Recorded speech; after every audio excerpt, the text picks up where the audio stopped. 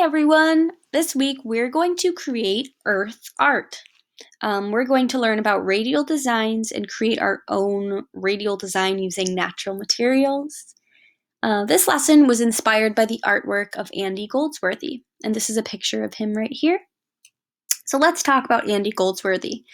He's a British artist who is known for using natural materials like rocks, twigs, icicles, leaves, and more to create sculptures that are created outside. So that is the definition of earth art.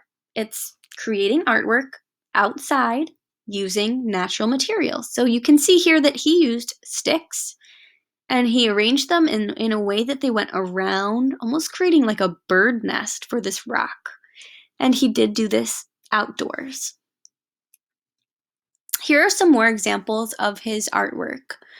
So because he uses natural materials and his artwork is done outside, he has to take pictures of his artwork right after he creates them because sometimes it will disappear as the weather changes. This makes his artwork impermanent. You can see that each one of his pieces are pretty unique and they're all really, really cool. I really enjoy looking at Andy Goldsworthy's work. Some of his artworks are radial designs. Radial designs are designs that are created in a circle. They start in the middle and they work their way to the outside of the design. So when he created these artworks, he started in the center and kept adding layers and layers and more layers until he got to as big as he wanted to create his artwork. Here are some examples of radial designs that people made from natural materials.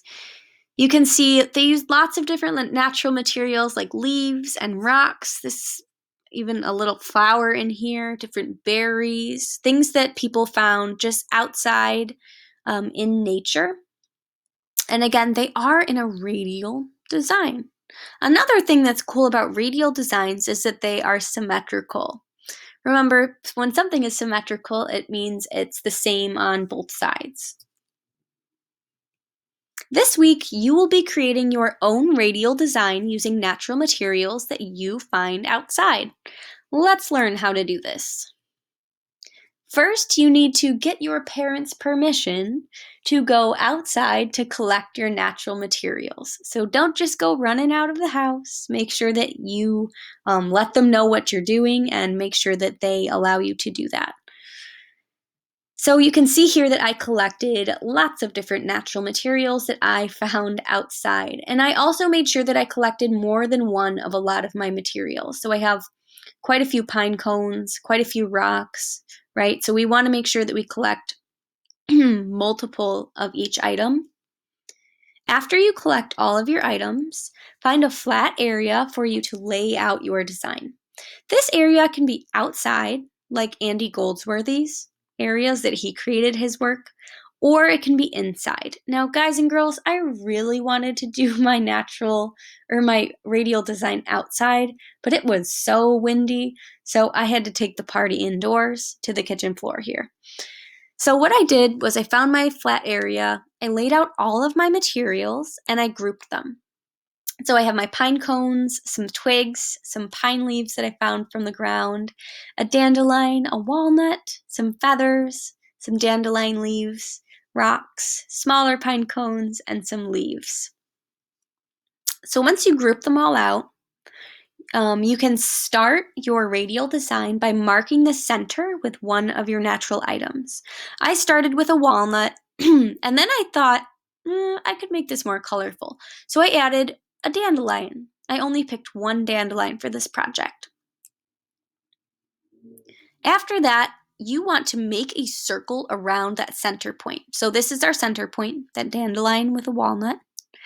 And I added a circle around that center point with my pine cones, my smaller pine cones. I want to make sure that they're evenly spread out so that we can keep our radial design radial and symmetrical. I then thought, I want to add some little pine leaves in between each of my pine cones. So that kind of added to my circle. After that, what you're going to do is create something called concentric circles. Concentric circles are circles that get bigger as they go outwards. So you can see here I added some feathers for my next circle here. I'm gonna X that out. There we go. Some feathers for my next circle. And then I continued by doing an even bigger circle with some pine cones and dandelion leaves, making sure that, again, everything is spread out nice and even. I have the same amount of space between each pine cone. So you will continue adding those concentric circles to your design, and you can make it as big as you would like. My next concentric circle includes these rocks, and then I added these little leaves in between each rock to add a pop of color. And finally, I added twigs on the outside. Take a picture of your design when you're all done and post it for me to see. Please, please, please remember, leave most of the flowers for the bees and the butterflies. I only picked one dandelion flower for this project. That is their main source of food right now, so it's very important that we leave flowers alone. Try to find most of your natural items from the ground and be respectful of nature. Most importantly, I want you to have fun and enjoy connecting with the earth. One last note that I wanted to touch on here is for those friends who can't take pictures of their radial designs, what I want you to do is just create a video of yourself talking about what you used. You could even show me the materials that you collected and talk about your process.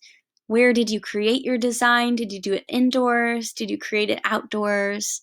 Did you have fun? Right? I just want to hear some reflections if you can't take a picture to post. All right, guys, have fun. Happy Earth Day, happy Earth Week, and I can't wait to see what you come up with.